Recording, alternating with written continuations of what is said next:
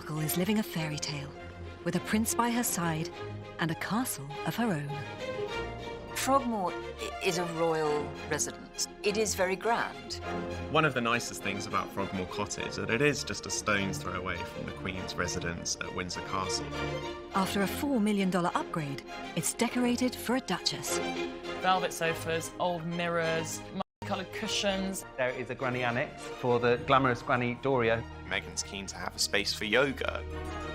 Life as a princess may be privileged, The butlers, the chauffeurs, The cleaners, the cooks. it's all very Downton-esque.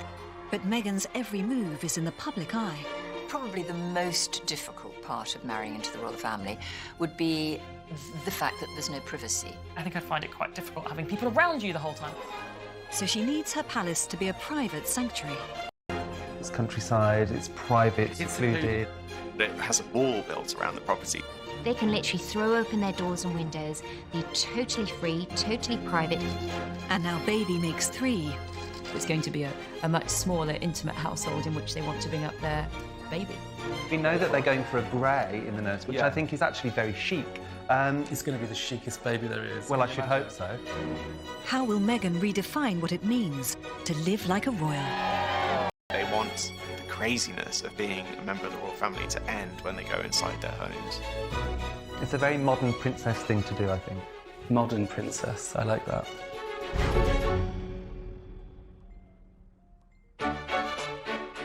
Marrying a royal has given Meghan Markle access to one of the world's most famous real estate portfolios. As the current reigning monarch, the Queen's actually one of the biggest property tycoons in the country. The Queen has a property empire worth billions. Everything from cottages, castles, palaces, all up and down the country. Windsor, Sandringham, Holyrood House, Clarence House. And Mahal. Buckingham Palace. Balmoral, Frogmore Cottage. Kensington Palace. There's a very sumptuous palace in the middle of London. With so many properties, the Queen has plenty of space to house her family. After Meghan and Harry said "I do," she needed to find them a palatial pad.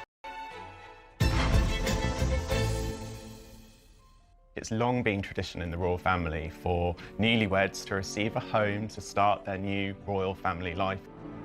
The Queen is also being very practical. They need somewhere to live that is secure, that affords them the life that they would like to live, that gives them enough private space while also recognising that they are royal.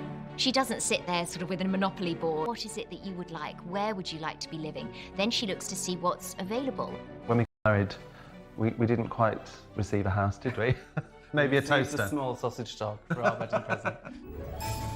The Queen's youngest son, Edward, and wife Sophie got lucky with their wedding gift in 1999. They live in one of the Queen's most splendid houses. A Victorian Gothic mansion with 57 rooms set in 87 acres.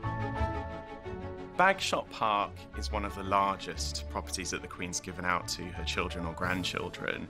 It's so big that just a few years ago, Edward and Sophie had to hire a programme coordinator just to look after the various members of staff. There's the glass coach, driving directly past our camera. When the perfect property isn't available, the Queen goes shopping.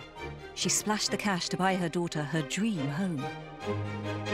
Princess Anne and Captain Mark Phillips, who she married, were both very, very keen horse people. And when they married, there were no properties available within the royal portfolio. And so the Queen found Gatcombe Park for them, which is absolutely perfect for their equestrian needs. Gatcombe Park is very much a working farm, and there are saddles and riding boots and hay. No one is standing on ceremony. The Queen funded her second son, Prince Andrew, when he and wife Sarah Ferguson built their own home. They designed and built this huge country house not far from Windsor called Sunning Hill Park. It seemed to be very brash and modern and very unroyal. It was of a time. It was of the 80s, and the 80s were not the most beautiful aesthetically. I imagine inside it was filled with pelmets of swags of shot silk everywhere. If you look at how Fergie dressed in the 80s, I imagine it would look like that. I'm like big puffed shoulders, like the curtains reflecting that. For sure. It was immediately labelled South York after South York, the Dallas television series. I thought it looked more like a Tesco supermarket. But Fergie and Andrew took it on the chin. They didn't care. They loved living there, and it's where they began raising their children. But the house didn't last much longer than the marriage. It was sold to a Kazakh oligarch who let it fall into disrepair and then pulled it down. The Queen gifted William use of an apartment in Kensington Palace and Anma Hall on her Sandringham estate in Norfolk. William obviously has been going to Sandringham since he was a dot, so he knows that area very well. It's relatively private. Part of William and Kate's decision to go to Norfolk was because they had this very tight-knit group of friends there. The Turnip Toffs, these would be very people who'd been mates with the Queen and Prince Charles, you know, multiple generations. That area of Norfolk in the summer is very happening for posh people. North Norfolk, the coastline, it's got very beautiful beaches, big...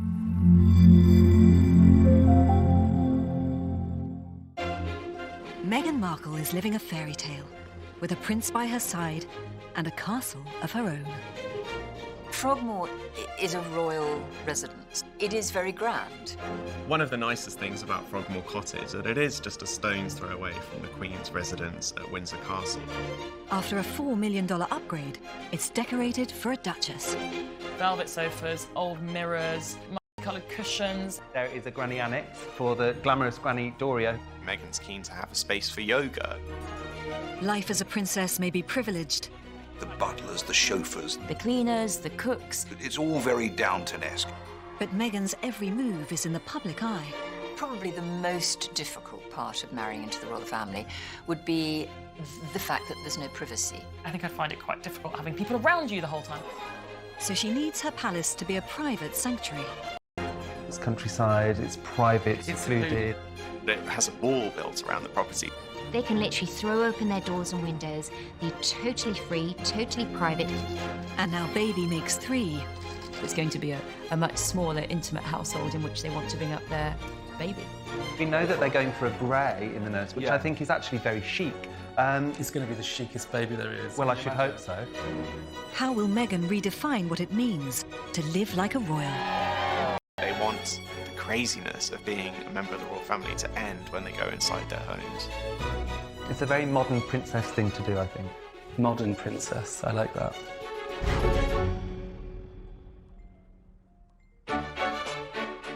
Marrying a royal has given Meghan Markle access to one of the world's most famous real estate portfolios.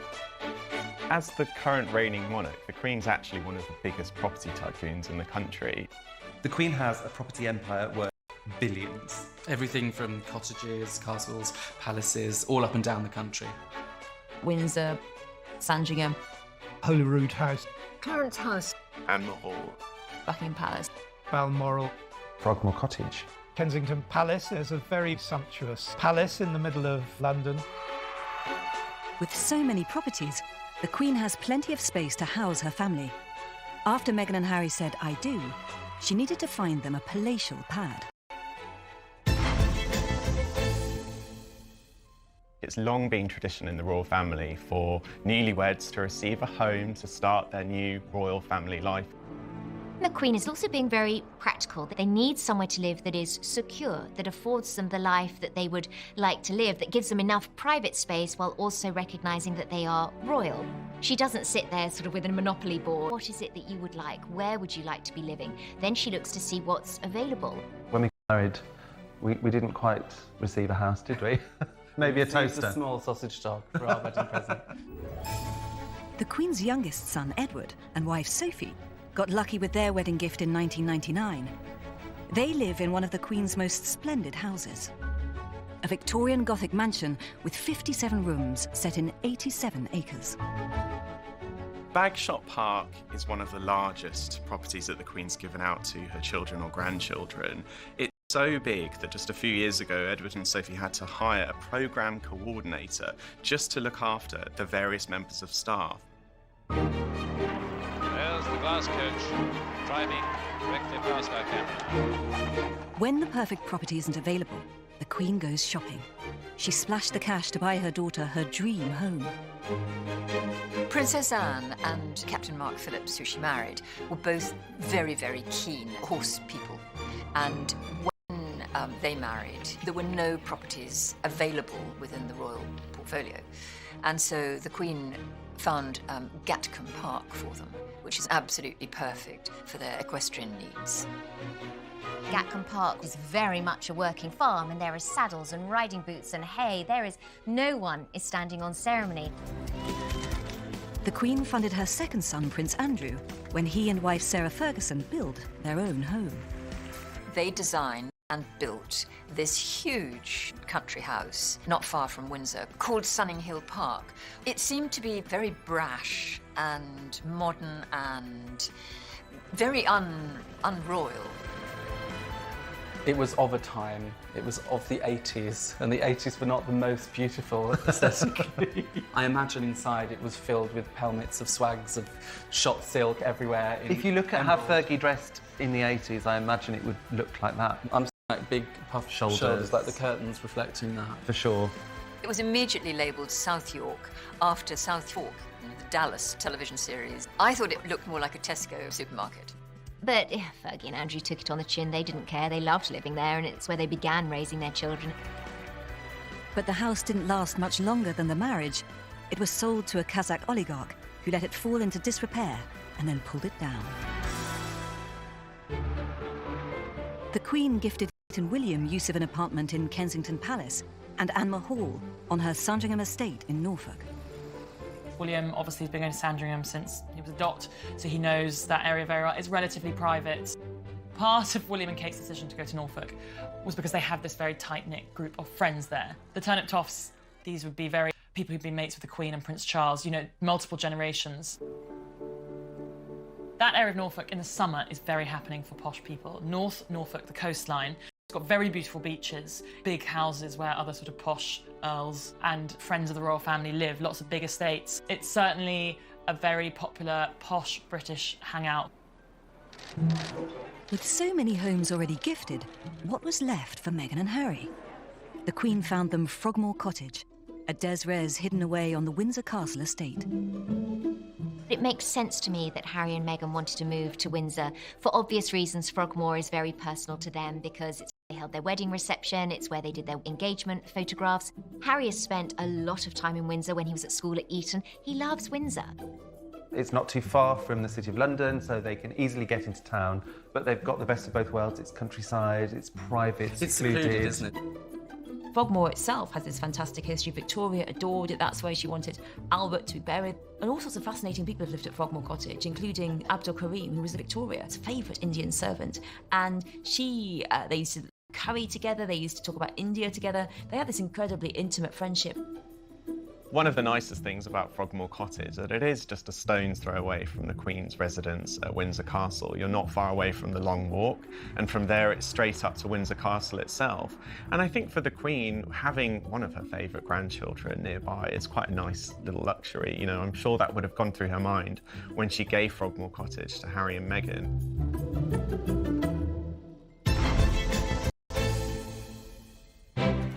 Meghan and Harry's new home was under wraps for months, while a team of builders blitzed it inside and out. Frogmore Cottage needed huge amounts of renovation. They've reported £3 million. Yes, £3 million worth of renovation. It was previously 5 separate staff apartments for staff working in Windsor Castle, and of course needed to be returned back into one home, and a very different home to what it used to be as well. There is a annex for the glamorous granny Doria, who's going to be flying in. Heathrow's so close, so it makes sense that there's somewhere for her to stay when she comes to look after the baby and visit the family.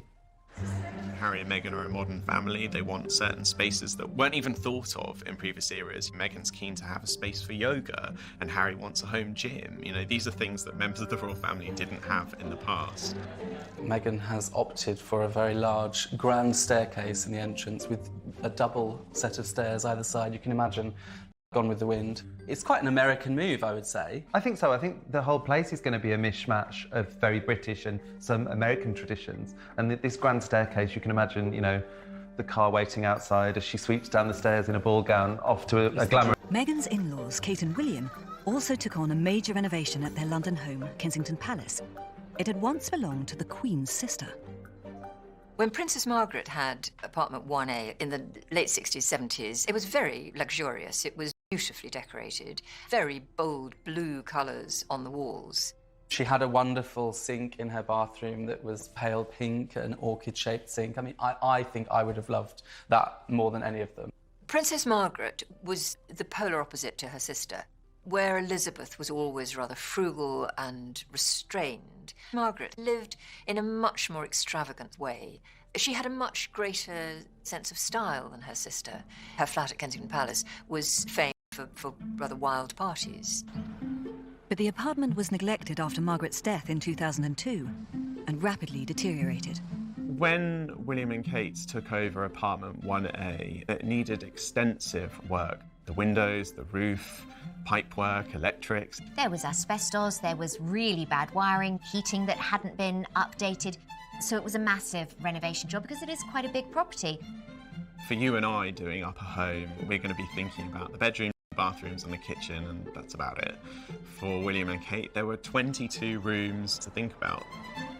It might be a palace, but the Cambridges were keen to lead a modern, domestic lifestyle. It was important that the kitchen would be the heart of that home. So it was the first time, actually, that apartment 1A had a proper kitchen installed that a family could use, not just a chef. It is Kate and William doing the majority of that cooking themselves. Kate came from a pretty regular family home where lunch around a kitchen table, entertaining in that way was really important. And I think it's great that she wants to continue that tradition with her family and her children. It's a very modern princess thing to do, I think. Modern princess, I like that. There was a report that the Queen didn't quite understand why would they want another kitchen, because surely that's where the staff work. And of course, that's the life that she knows.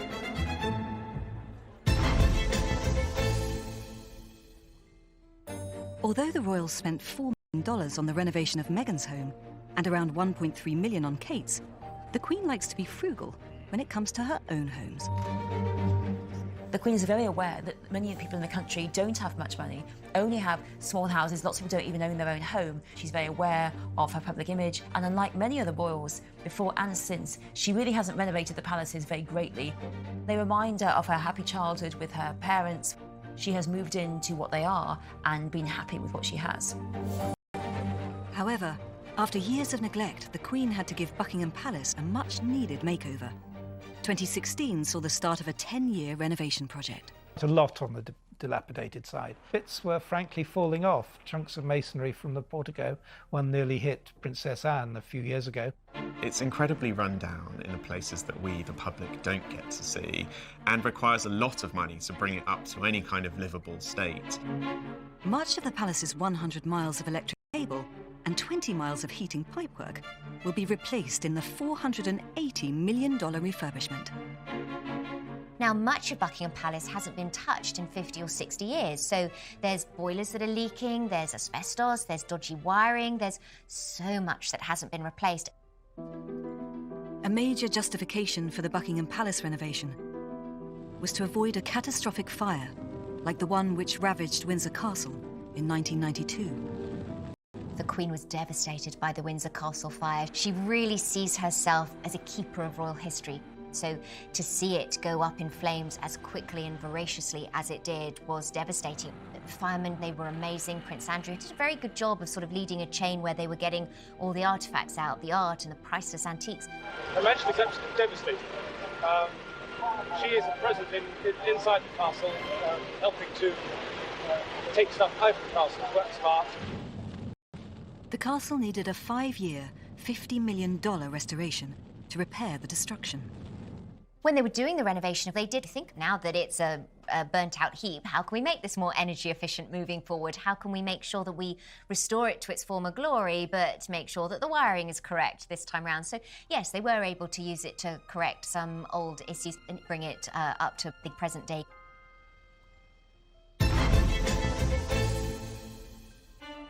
As a future Queen Consort, the Duchess of Cambridge has to combine royal heritage, contemporary style, and the needs of 3 young children in her home.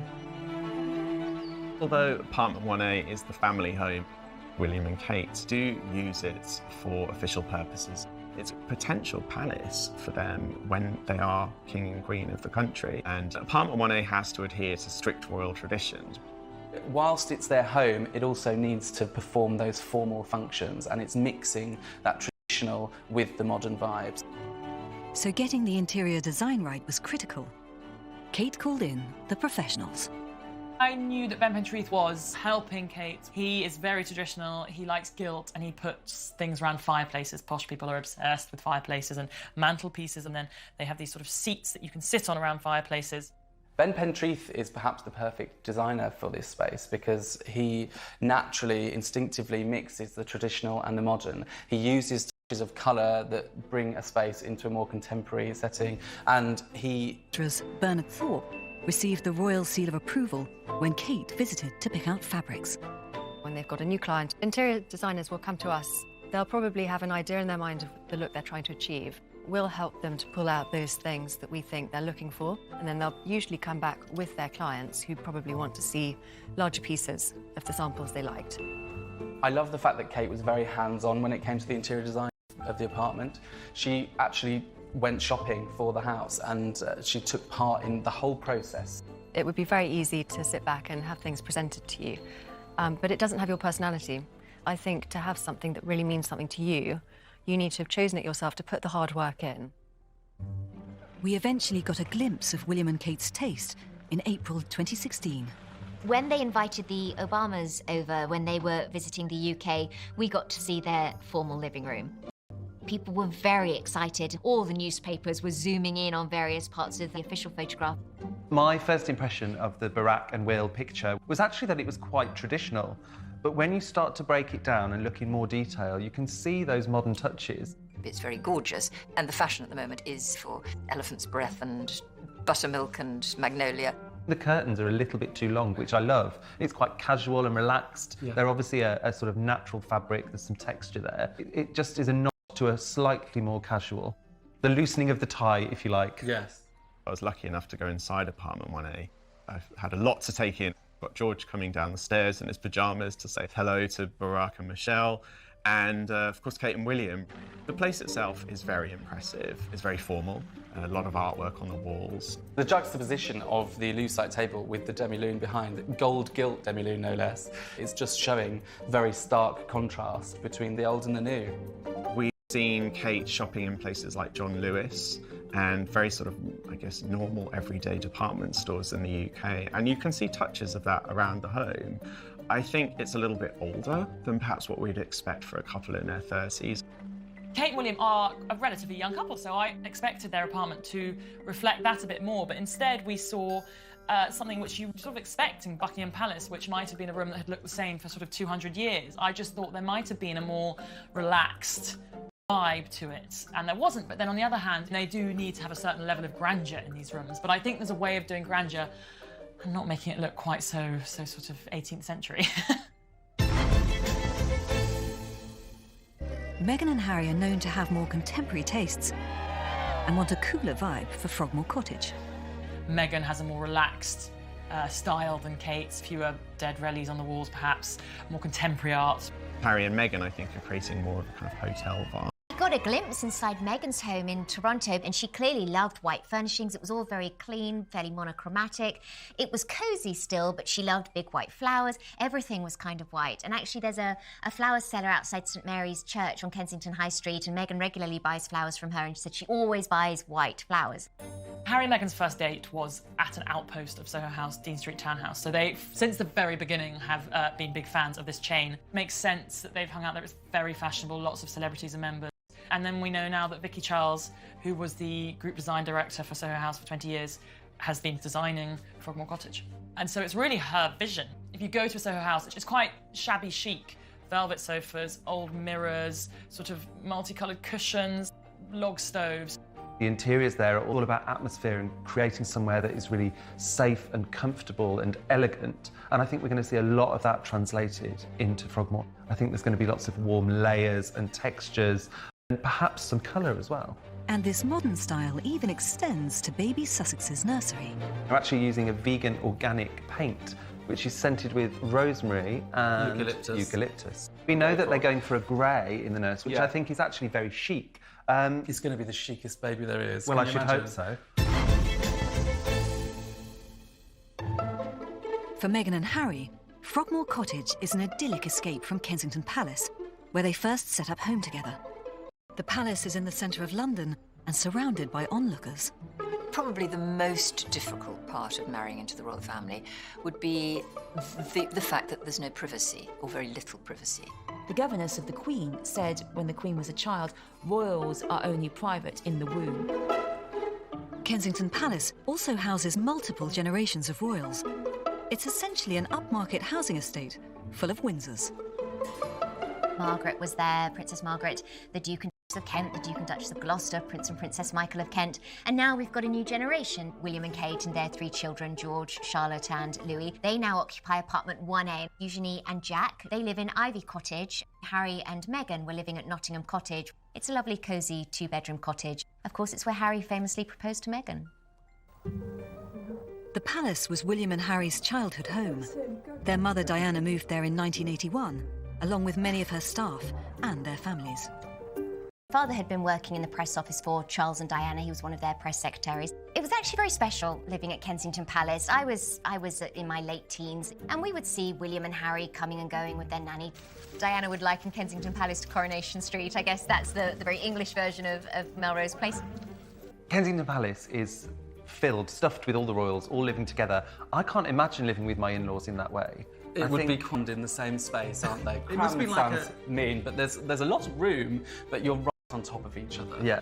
I think it's just, you know, when you're living in close quarters with family members, there are curtain twitchers. People are sort of watching who's coming and going. Princess Margaret, for many years, lived next door to Diana when she was on her own there. And I think, you know, Princess Margaret was very sympathetic to Diana. But I think there was also a feeling that the gardens were perhaps overlooked and there was not much privacy there. After Diana separated from Prince Charles in 1992, Kensington Palace was surrounded by press photographers, eager for a shot of the world's most famous single woman.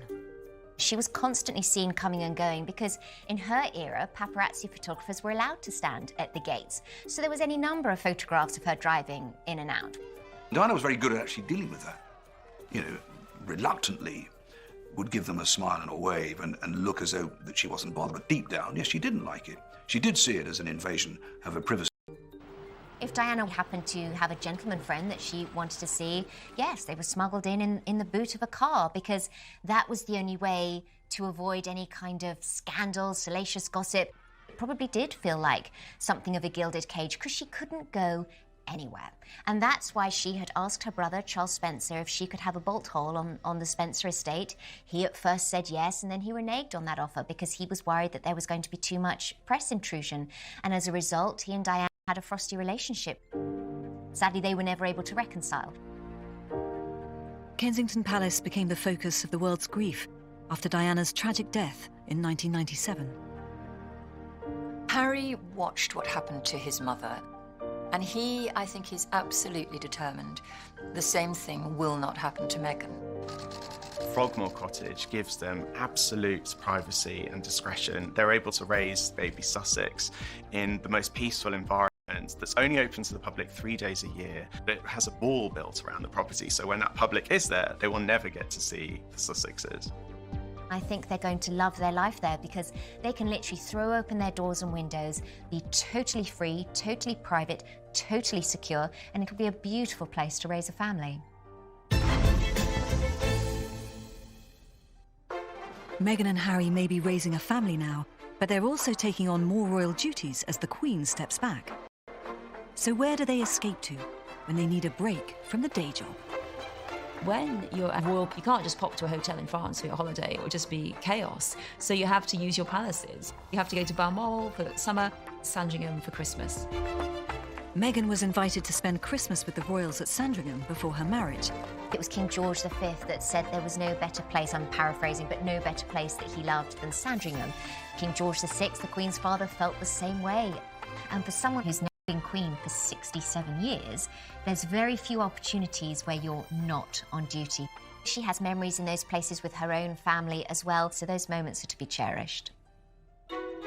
The Prince of Wales bought himself a hideaway of his own just before his marriage to Diana. Highgrove is very much a Georgian country house. It's got a nice atmosphere about it. It's just got a much more family-orientated feel. It's a place he loves to spend the most amount of time. It's a place he most at peace. But Highgrove isn't everyone's idea of the perfect hideaway. I think Camilla finds Highgrove, it's Charles's place. It's not their place. He lived there with Diana. I guess quite a lot of her memories will be from the Diana years, when the War of the Waleses was in full flood, when the ghastly tape recordings were being published of their late-night conversations. It was a very difficult time for her and a very painful time for her. I mean, the place she and Charles love to be together is Balmoral, up in Scotland. That is, I think, where they are at their most relaxed. Charles inherited his passion for Scotland from his mother. The Queen really loves Balmoral. It is her beloved place, and I'm not sure whether any monarch ever again will love Balmoral like the Queen. I think she just loves the family time that she's afforded there. The Queen ensures she's surrounded by family at this remote Scottish castle, inviting William, Kate, Harry and Meghan to spend summer holidays there. Only a few privileged guests from outside the family get to join them. My dad has a great story. He got to go up to Balmoral, and the Queen invited him and their other guests for the weekend on a picnic. And then after the picnic, everybody clears up together. And he went to the sink, and he didn't really pay attention to the person standing next to him. He just said, as one would, "I'll wash you dry." And this voice very curtly says, "No, I'll wash you dry." And it was the Queen. I know. She's not precious. Yes, we want her to behave like the Queen when we're seeing her out in public, but I kind of love that she's like the nation's favourite granny too. And when Meghan stays at Balmoral, she'll need to be careful what she packs. I know that Cherie Blair, the wife of the former Prime Minister Tony Blair, the Prime Minister's always invited to go and stay up at Balmoral, the Queen's Scottish castle, and Cherie had packed and didn't realise the first year they went that a butler or valet would unpack for her. She was then mortified to find out later that they'd unpacked her stuff and her contraception had been put in a bathroom cupboard. This is why they say their son Leo came about, because when they went back the next year, she didn't pack contraception, supposedly, because she was so embarrassed at the thought of that. Fixture on the Queen's calendar. But is it really the perfect summer vacation spot for Kate and Meghan? Kate loves that same royal lifestyle. She loves all the outdoorsy things. She wants to be surrounded by dogs and out in the stream. Meghan, I'm not sure. She's a California girl, so while I think she would appreciate the countryside, I think she'd find Scotland quite tough. Meghan's made no secret of how much she loves the sunshine and yoga outside on the beach, and Balmoral, you've got to be made of pretty stern stuff because it can be very cold up there even in the middle of August. I'm sure she will go because Harry will want to go, and she'll want to go and share that part of his life with him, but I'm not sure we will see them go for perhaps the same length of time as they would have done in previous years.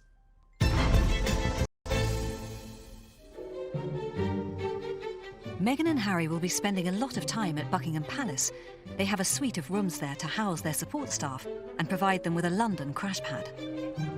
The palace is also the Queen's office and needs a cavalry of staff to keep the wheels rolling. There is a difference between the Queen and the younger royals in terms of servants. So essentially, the Queen has the biggest staff. Not only is Buckingham Palace the hugest residence, but also her needs in terms of events, her political work. There is still a huge amount of state visits to her, so the staff necessarily has to be very large. There's 450 Buckingham Palace staff working just on the private residences there, and that's not including the spaces that are open to the public or to any of the kind of garden spaces. It's a very busy palace, from the footmen, the private secretaries, the butlers, the chauffeurs, the cleaners, the cooks, the office staff, PR, the housemaids, the housekeeper. It's all very Downton-esque. The royals have jobs done for them that we don't. The man who winds the clocks. There's 450 clocks in Windsor and 1,000 clocks in Buckingham Palace. The clock winder at Windsor Castle, it said it took him 16 hours to wind up all the clocks there. So by the time you've done one load of clocks, you've got to start all over again. The dresser is something that seems a very unique royal job. They will organise the outfits, they will sort out everything with the dry cleaners, they will pack everything, and they will also help to dress you. The Queen's relationships with her dressers is incredible, and there's a brilliant story that one time 2 of her dressers were arguing so much that she came down to the servants' quarters to bed down because she just didn't want to interrupt, because they're both so important to her. She didn't want to interrupt and get in the middle of the fight. The Queen has her own shoebreaker in her, and why not? She has a lot of walking to do. They are custom-made shoes, and the shoebreaker in her takes them and walks around Buckingham Palace until they are the perfect level of softness for the Queen to wear. Some of the traditional jobs at the palace might seem rather eccentric to a modern-day princess. For the Queen at Buckingham Palace, things are a little different. She has a piper, a bagpiper, that plays for her every morning without fail.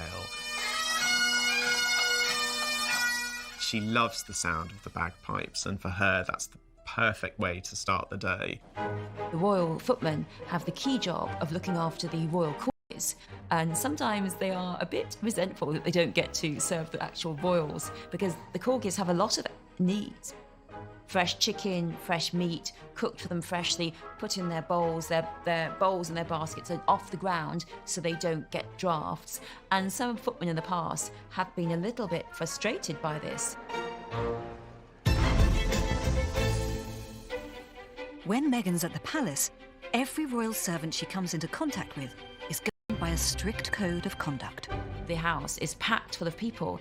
You're really supposed to try and be as inobtrusive as possible because you cannot bump into a royal. So it's not an equal sharing of the house. It is the royal's house. And so if they are trying to get somewhere, you need to get out of the way. And that's the way it works.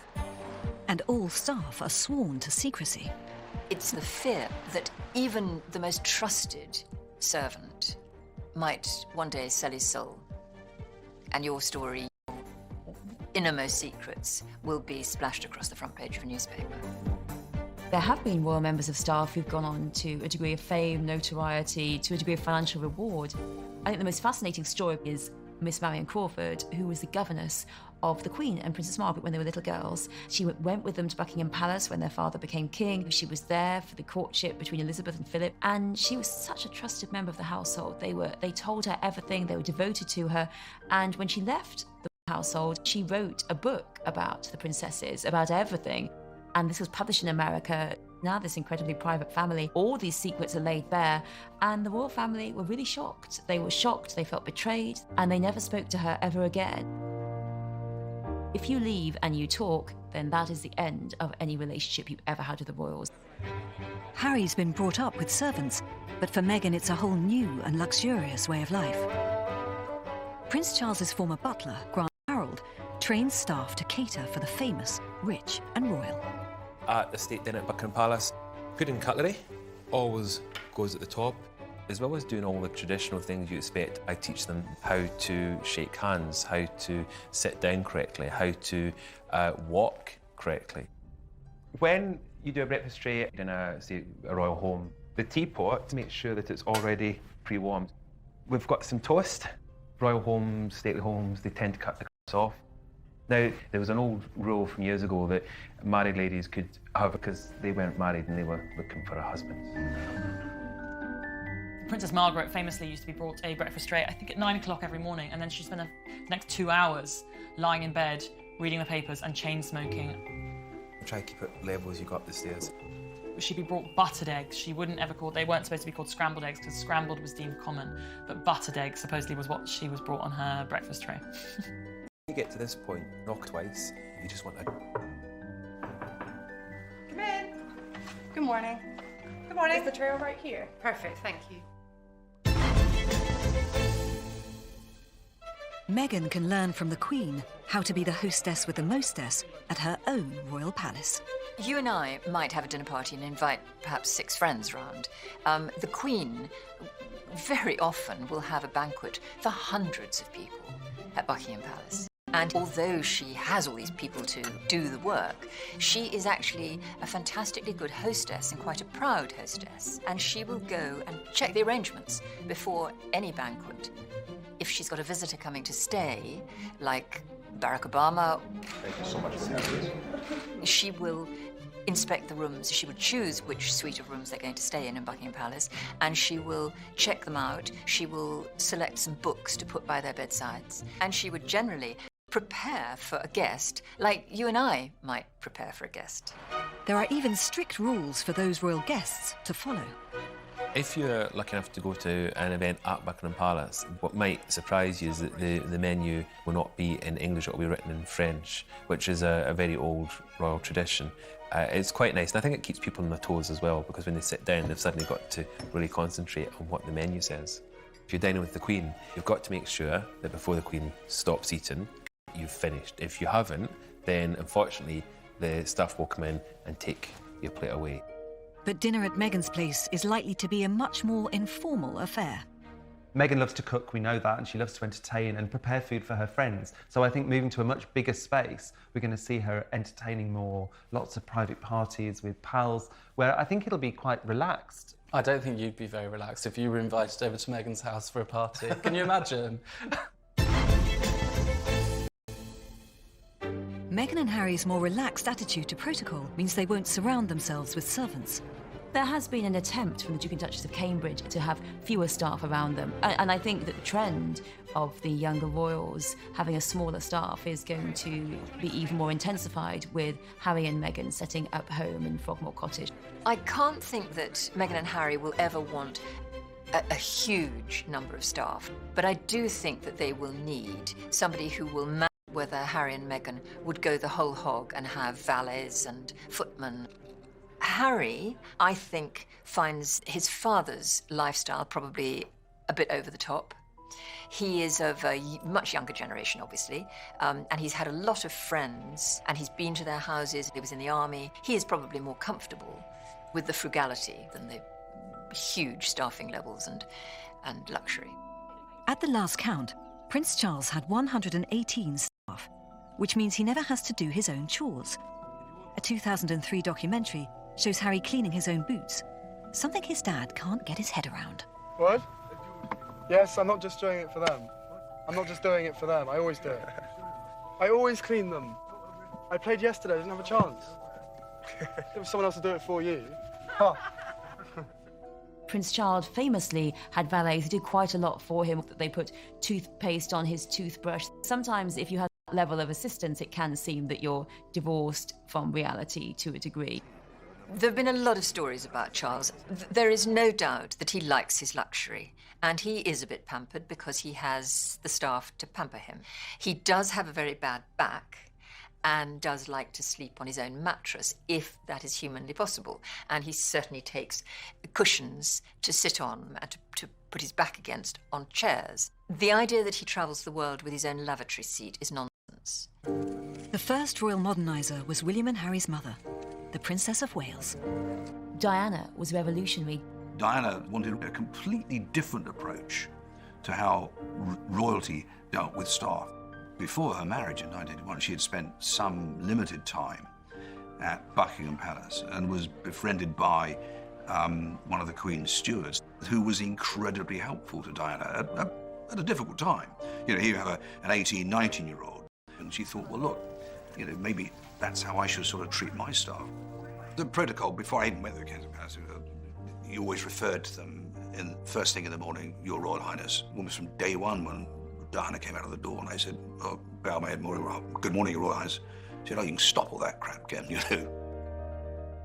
You know, she effectively was running the house by speaking to the chefs, you know, speaking to the housekeepers, going to see the chauffeurs, letting them know what her word was, which was a complete change in how royalty dealt with their staff. Diana loved to be down in the kitchens, and Harry and William used to go into the kitchen and ask for treats and snacks. I remember hearing from a former palace aide that the chef that they had at Kensington Palace used to get frustrated sometimes because Diana would just take it upon herself to go up in the kitchen and make the boys a pudding or, you know, bowls of ice cream, and that was his job. But she just really enjoyed this closeness to staff, which was almost an anathema to the prince, who found that her relationship with staff was probably too close for comfort.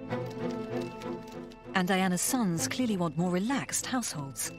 We obviously see William as well not wanting to perhaps have the closeness of a valet that his father did. We really need to look at the Cambridges and see how small their staff are to see how that's kind of inspired the way they bring up their children. A discreet advertisement in the Lady magazine in 2015, seeking a housekeeper, may have been placed on behalf of the Cambridge family. What was interesting was that they wanted one person. They're trying to keep it as minimally staffed as possible because I think they don't want the children growing up. They're already growing up with a very privileged life, so I think William and Kate want to keep them grounded so that they understand that privilege, but that they don't take advantage of that privilege. That's very important. And it'll be no different for Harry and Meghan. It's going to be a much smaller, intimate household in which they want to bring up their baby. Will they have a housekeeper? Possibly. It ends there because for them, want the craziness of being a member of the royal family to end when they go inside their homes.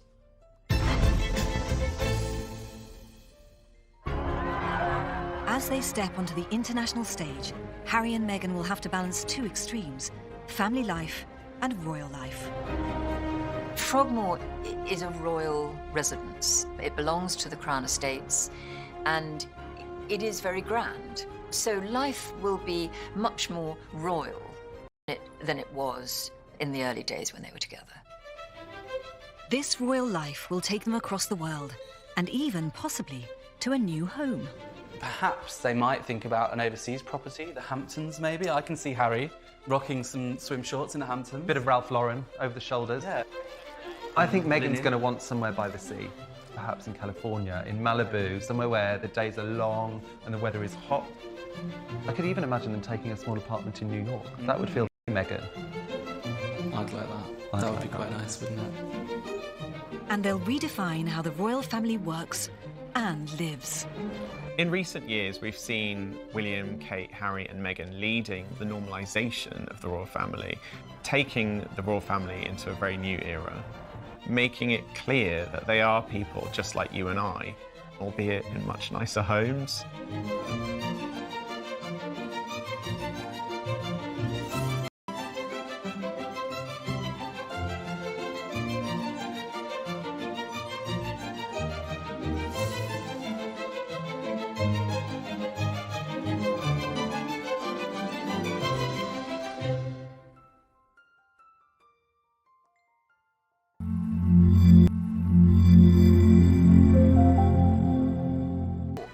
Dallas television series. I thought it looked more like a Tesco supermarket. But Fergie and Andrew took it on the chin. They didn't care. They loved living there, and it's where they began raising their children.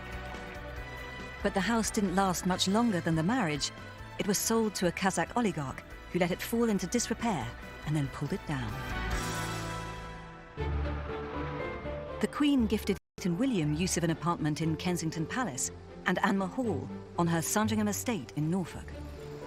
William obviously has been going to Sandringham since he was a dot, so he knows that area very well. It's relatively private. Part of William and Kate's decision to go to Norfolk was because they have this very tight-knit group of friends there. The Turnip Toffs, these would be people who've been mates with the Queen and Prince Charles, you know, multiple generations. That area of Norfolk in the summer is very happening for posh people. North Norfolk, the coastline, it's got very beautiful beaches.